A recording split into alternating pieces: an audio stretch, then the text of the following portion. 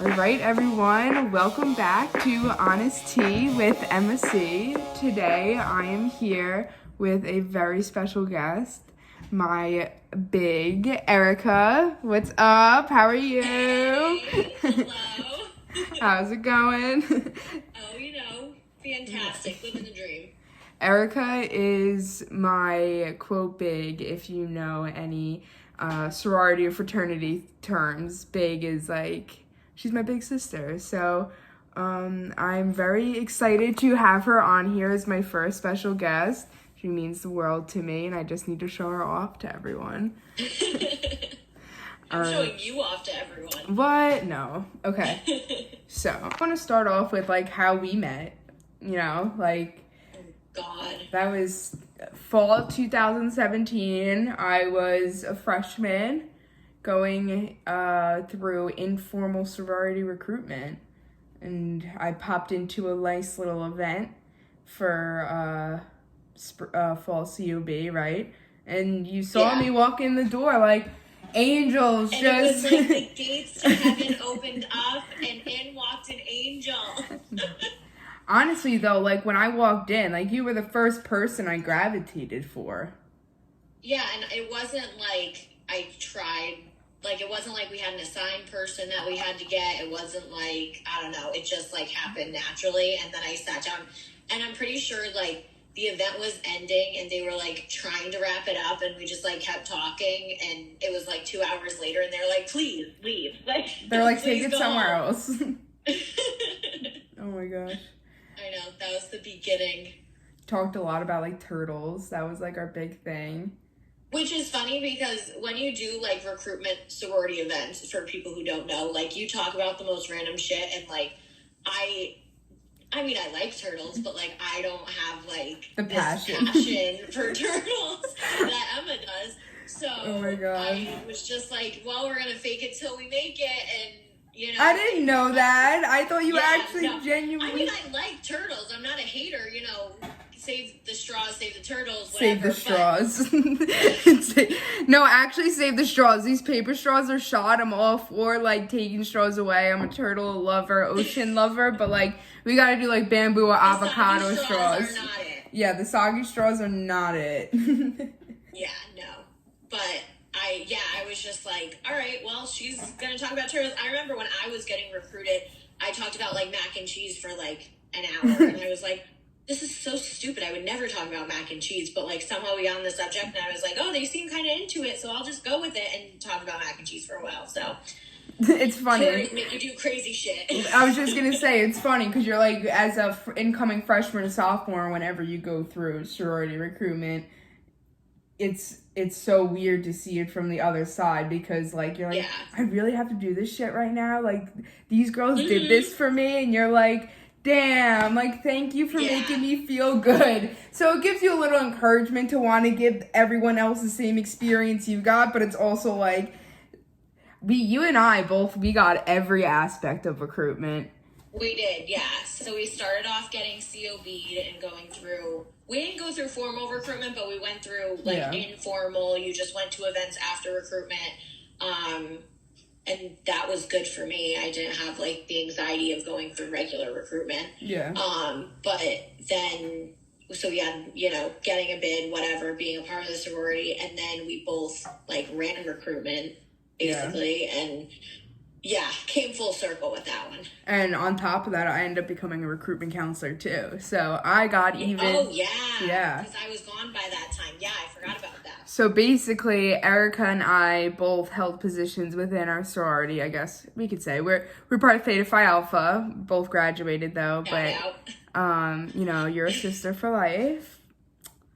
And it's not 4 years, it's for life. Yes, it's for life, as you can tell, because Erica hasn't gone anywhere, which is a beautiful thing. But just sticking around. But yeah, so I was a recruitment chair. Erica was a co-recruitment chair, basically a recruitment chair. It's all like the same thing. And then I ended up actually joining the Panhellenic Council. And for those of you who don't know what the word Panhellenic means, it's just the name for every sorority in the nation basically falls under the Panhellenic Council. So I was the vice president. I had to disaffiliate and see it from a totally other side of things. I couldn't know anything that was going on. I just really Yeah, had so you to. were like helping all the girls going through recruitment to get into each sorority. Yeah, help them find their homes, whatever questions and concerns they had. But at the same time, like, I had to be so unbiased, and that part actually wasn't too hard. I had a really nice time being a Which is something recruitment counselor. so cool. Like, I wish that I did that. And I remember thinking, like, my first time going through recruitment as a sister and everything, I was like, that'd be so cool to, like, do recruitment counseling. But then, I don't know, I just got sucked into holding a position. And then I was, stuck. But I was like, that is so cool. So I'm glad that you got to do it because... Yeah, I mean, there was a lot more... living vicariously through you all the time. Always. I mean... How could you not? No, I'm kidding. I do tend to do some stupid shit. Oh, wait, guys, my earring is caught in my hair. Fuck. Well, also, with the recruitment counselor thing, I was supposed to have a lot of different experience than I had. Mine was all virtual because of COVID. That's true, right. So, like, it's usually almost like summer camp where you're, like, at the school the week before, you're learning everything. Like, there until the wee hours of the morning with these girls. Yeah. And I was kind of excited for that. I was excited to get, like, really deep into this shit with these girls. And then it turned out to be, like, virtual. And, like, then it's like... Well, because I don't know what it is about recruitment. But from the outside looking in, it seems like just so much energy put into something that doesn't seem that important. When you're in it, you're like, this is the next 7 days, like the next 3 days, 72 hours of my life that I'm going to fully invest into this. I'm going to schmooze with the best of them. Like, I'm going full, like, I don't know, you just turn into a different person and you stay up all these weird hours, but you're like, it's so necessary. Yeah. And then at the end of the week, you're like, damn, I could have slept Do you more. remember how bad? Yeah, I remember, like, bid day came when I was the head chair and I got sent home. They were just like, you need to, like, go to sleep. And I was like, yeah, you're right. Yeah. So, yeah, that's a little background of how Erica and I met. But Erica was a nursing major. So, want to tell us a little bit about what nursing school was like, at least towards the end? Hell. Yes. So the beginning started off, like, I just remember my first anatomy class I was in. I took anatomy in high school, and really I can say I did not learn anything in anatomy school. And the whole class was just like a joke. We all were doing terrible, and, whatever. It was horrible. Bad experience. But I still was like, I want to be a nurse, whatever. Yeah. So I went into my freshman year anatomy class in the fall, and I remember we covered the same amount of information in one class that I had learned the whole high school experience. And I was like, oh shit. Like, my anatomy teacher in high school did not prepare me in the slightest for what was about to happen. And I thought I might have, like, a leg up on people because I took anatomy in high school. I was like, I'm going to be ready, whatever. Nope. Not ready at all. I said that on my intro episode last week. I was like, I got into nursing school and I thought I had my shit together, and then I got in there and high school did not prepare me. And no, it really, like, brings out your biggest insecurities, because they're like, you're either gonna sink or you're gonna swim, and you're like, well, I guess I'm sinking. Okay. I sank. No, I'm kidding. I mean, I'm swimming now. I sank in the beginning, but yeah, I remember, like, I took anatomy in high school as well, and AP bio, and I was in all these AP classes, and I'm like, haha, F these losers, like, everyone else is, like, gonna fail. Guess who failed? Anatomy. This one failed anatomy one. I retook it.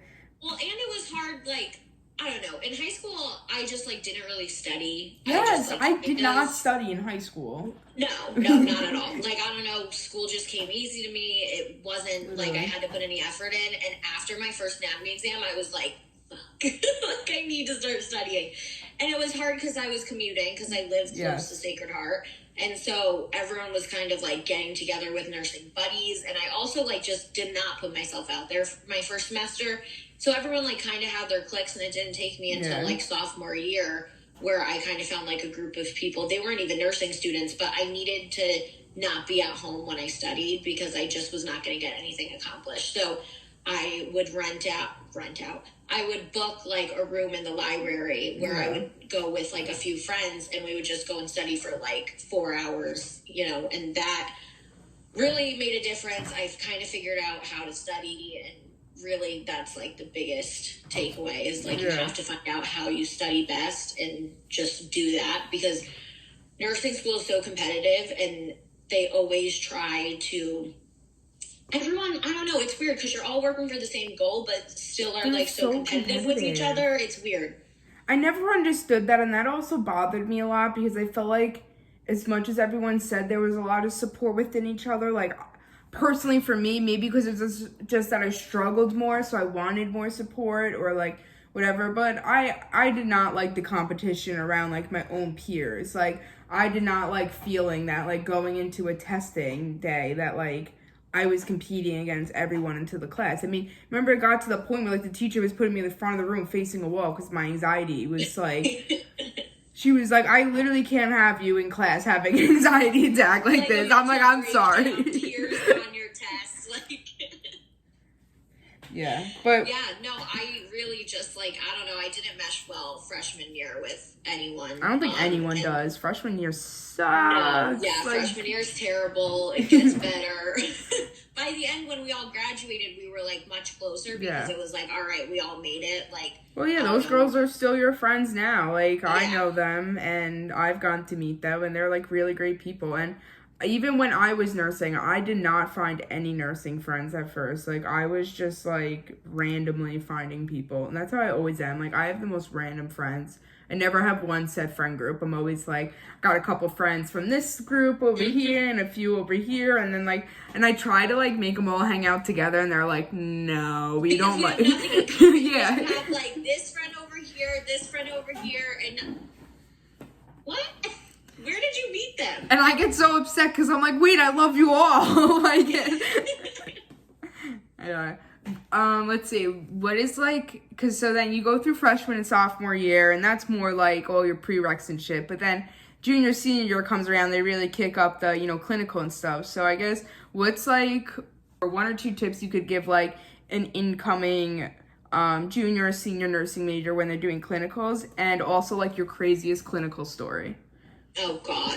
So I would definitely say for anyone coming in, make sure that you get the most out of your clinical. Even now, being on the flip side of it, being a nurse, I have like nursing students with me 6 out of 7 days a week. Usually there's students on our floor. So whenever I'm working, there's usually students with me. And there's such a difference between the students who want to be there and want to get the most out of it. I always tell people clinical is whatever you put into it, you'll get back out of it. So some people come in and are like, I have to be here for this shift and whatever. And there's other people who come in and just kind of hit the ground running, always ask for new experiences, always ask if they can observe something or do something for you, which is the way you should do it, because half the time it's hard as a nurse now to remember what I knew and what I didn't know at the time. So sometimes I'm like, oh, they probably can't do that, so I'll just do it.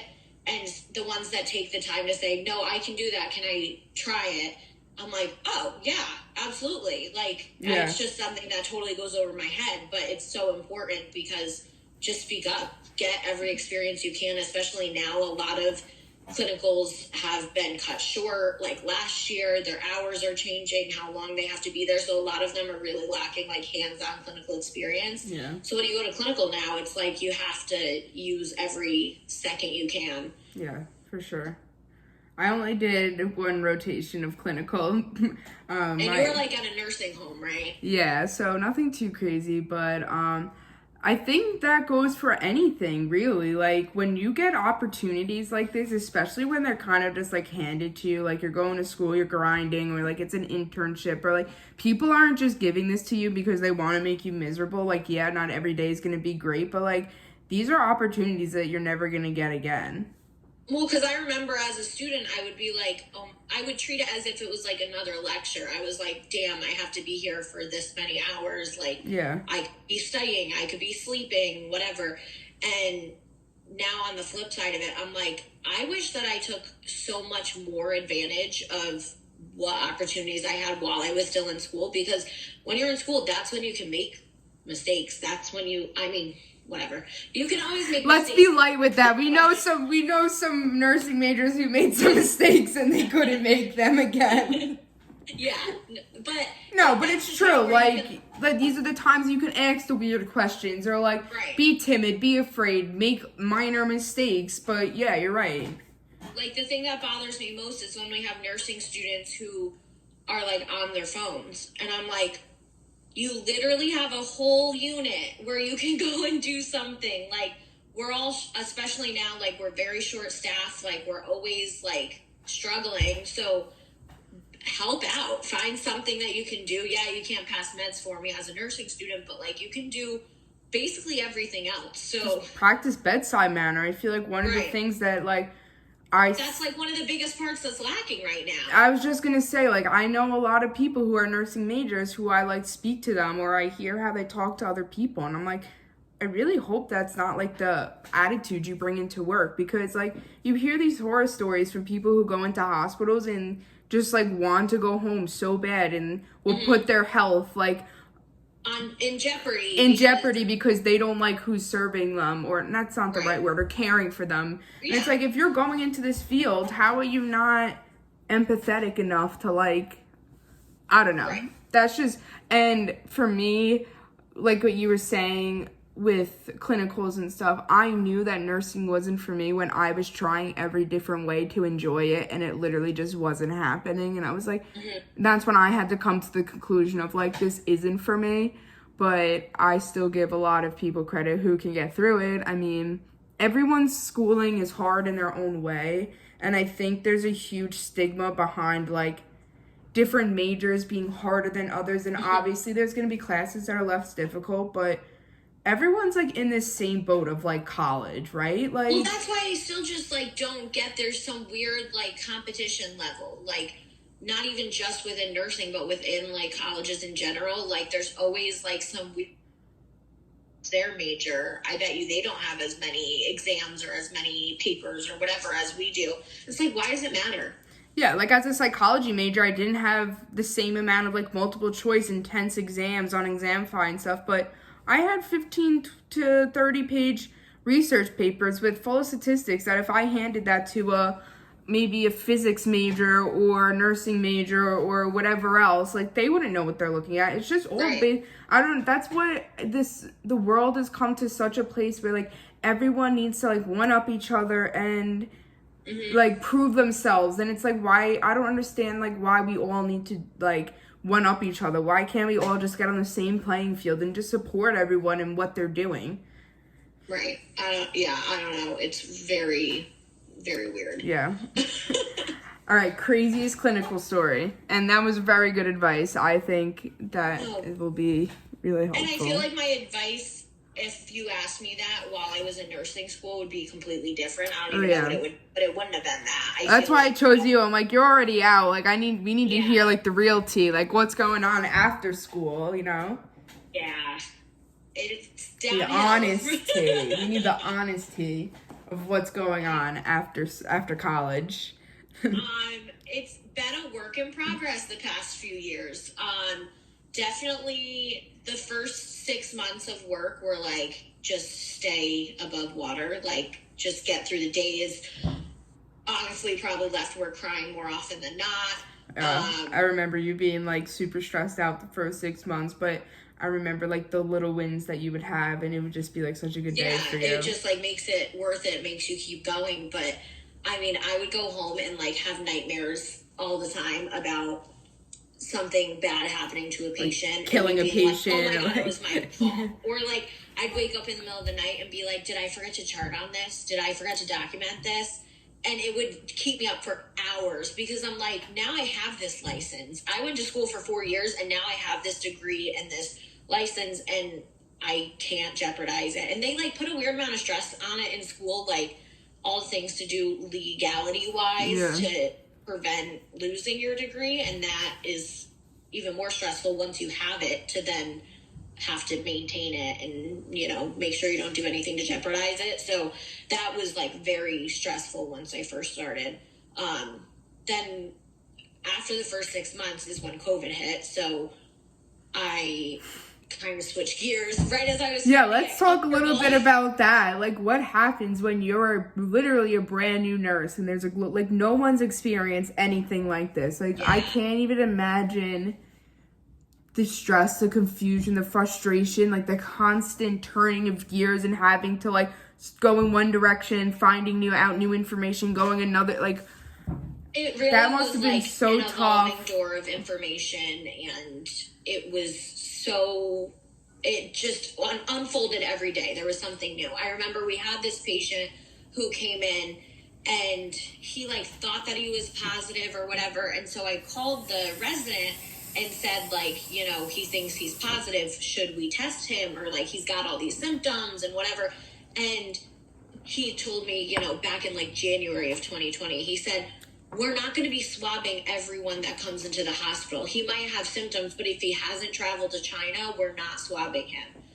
And then fast forward like 2 months later, we're swabbing everyone that comes in the hospital. And it's just so weird to like think back on it. Like we knew nothing.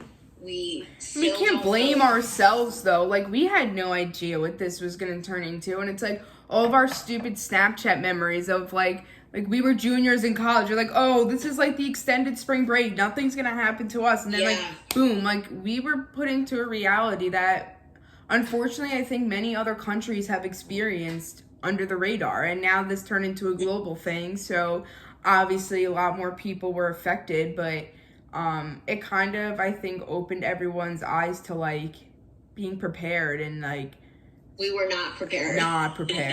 We were not prepared. I remember like all of the ICUs were getting slammed with admissions, and our floor is a surgical floor, so we normally don't ever get.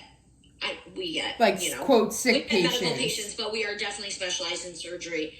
And I think there were like 1 or 2 units before us, like regular floors, not ICUs, that turned into COVID floors. And we like kept trying to like get the tea from them. Like, how are the patients? Like, how do you guys feel? Like at the time we didn't really know much. Like we were so brand new and so like no one knew anything. And so I was just trying to get like any tea that I could from all the other units. And then our managers like sat us down one day and they were like, all right, it's happening. Like we're shipping all of the patients that don't have COVID, which was all of them, off of our unit. And we're going to get, you know, all of the admissions from the ED, from the emergency room that are coming in with COVID. And we all just like kind of sat there like in awe. I don't even think we cried. We were just like, oh boy.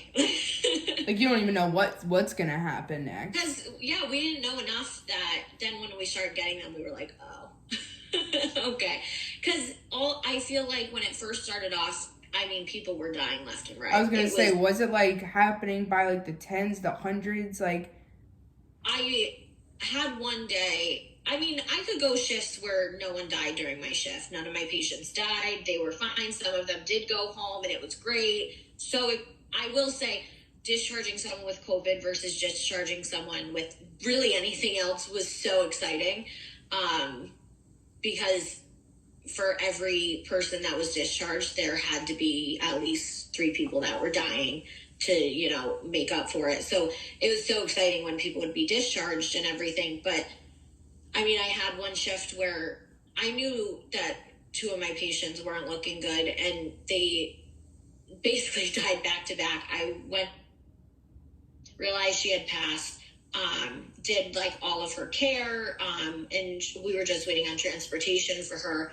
And I went in to check on the guy in the room next door and walked in, and I was like, oh my God, I have to do this all over again. Like, he had passed too. And that was like, that day was definitely insane. A hard day. It definitely not ideal.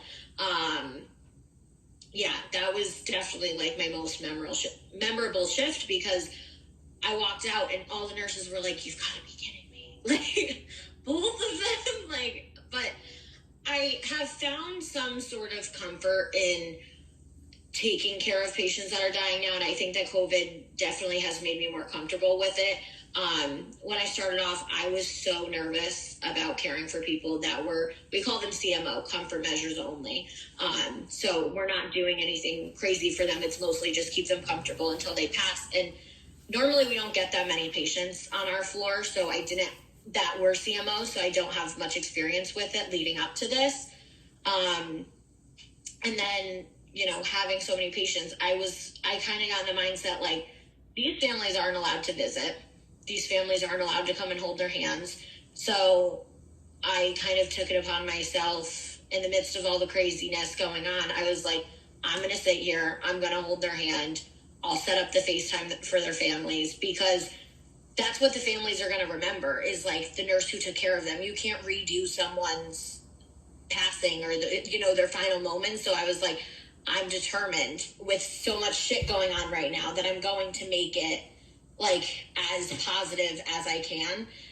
It was like a drop of water in the ocean. I'm sure it didn't do much, but I like to think like I want to cry listening. Like you're an angel. Like, for people who know Erica personally that are listening to this, like, it doesn't surprise you that Erica would do something like this, but you just hope that every nurse out there is, or doctor, nurse, healthcare worker, like, as much as they're going through stuff, like, they're also making sure they're putting their patients first. And like, that makes me feel good, like, knowing that I'm, really close with someone who's really just a genuinely kind person. And I'm sure it's definitely like taxing on me, though, on everyone, at the same time, pouring so much of yourself into these patients and not getting much. I mean, the virus fucking sucks, so you didn't get much in return. So it was, I'm sure hard to do it sometimes, but yeah, I mean, I'm sure the families all appreciated it, and I know I appreciated you working as hard as it was, seeing you being in so much pain, and then you having COVID. Hold on, Joe's here. Just wait a sec. Joe! Ow, I just hit my knee. Fuck. The bad knee or the good knee? Good knee. Oh, of course. I can't believe how bad I just hit my knee. It was the bad one? No, I just hit it on the corner. Oh. We're too far away. I can't fix you from here. Hey guys, sorry for the interruption. I just wanted to come on and say thank you to Anchor for sponsoring this podcast. If you haven't heard about Anchor, it is the easiest way to make a podcast. And let me explain. It's free. There are creation tools that allow you to record and edit your podcast right from your phone or computer, which is what I do.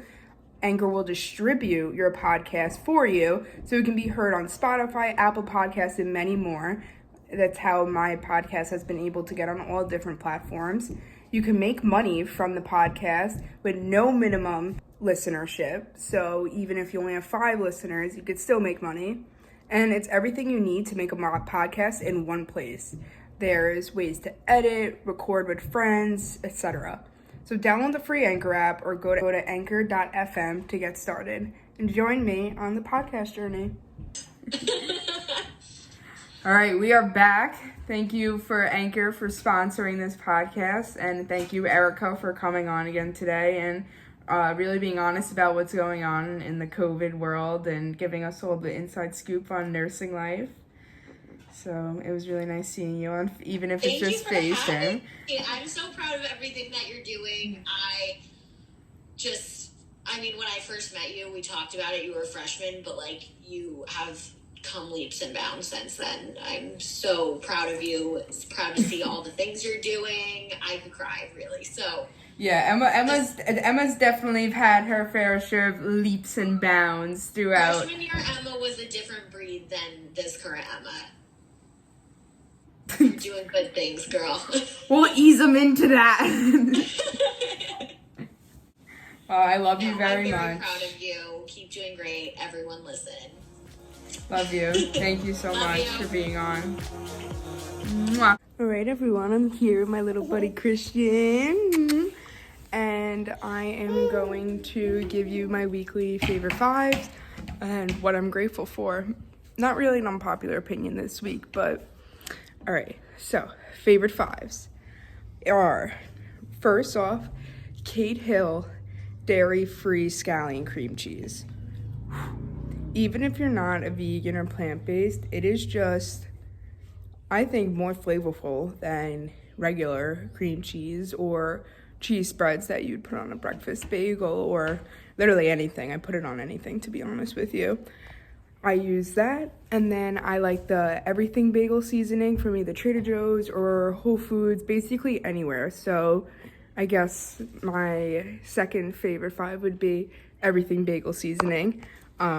So I usually do in the morning, I toast multi-grain bread or bagel, and then I'll either put the Kate Hill cream cheese on it, or I'll do avocado toast with a sprinkle of the everything bagel seasoning, little balsamic glaze, sometimes lemon juice if I want to get fancy with it. If I'm using the Kate Hill cream cheese, I will do everything bagel seasoning and then maybe a little arugula to add a little more crunch and taste to it. So those are my first 2 favorite 5s of the week. My third is Cycle Bar Fairfield. Still, I have to just keep saying that because I genuinely have the best time there. I feel so good. I haven't gotten to go there in a couple days because I had to house sit, but I'm going back today and I'm super excited to see everyone. And this week I'll have my 10th ride, which is really fun and cool. So check out Cycle Bar Fairfield now until, I guess, tomorrow or Wednesday for the rest of March. They have 50% off your first month.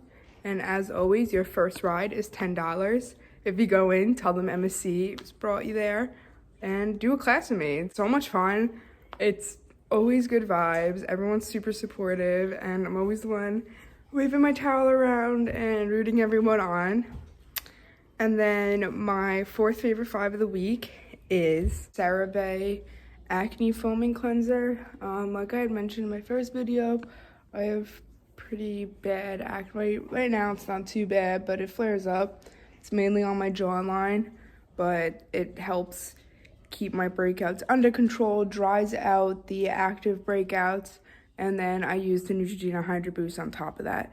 So I will link that below. Really good. Shout out to my G Big Brooke Lopez for introducing me to that. It has really kept my acne somewhat under control. It's hormonal, so I can't do too much about it, but at least keeps the breakouts somewhat tamed.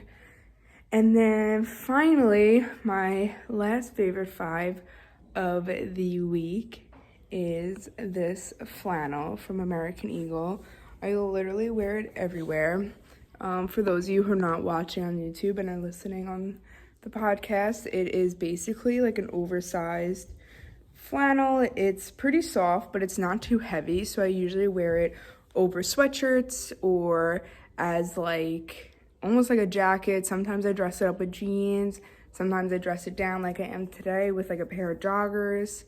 They are so comfy. They come in a lot of different colors, so I will link it down below. Try and find it on American Eagle. And what? Christian is trying to tell us all something. What do you want to tell them? So yeah, this is the flannel.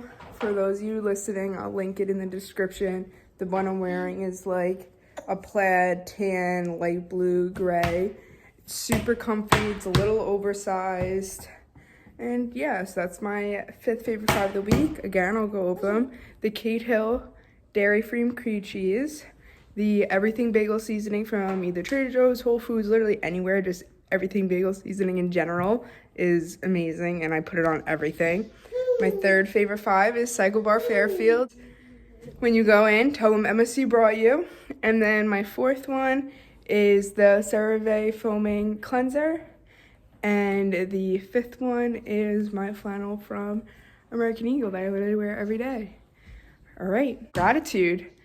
I am grateful for the little munchkins I babysit, Lucas and Christian. I'm thankful for all my listeners and all the support I've been getting.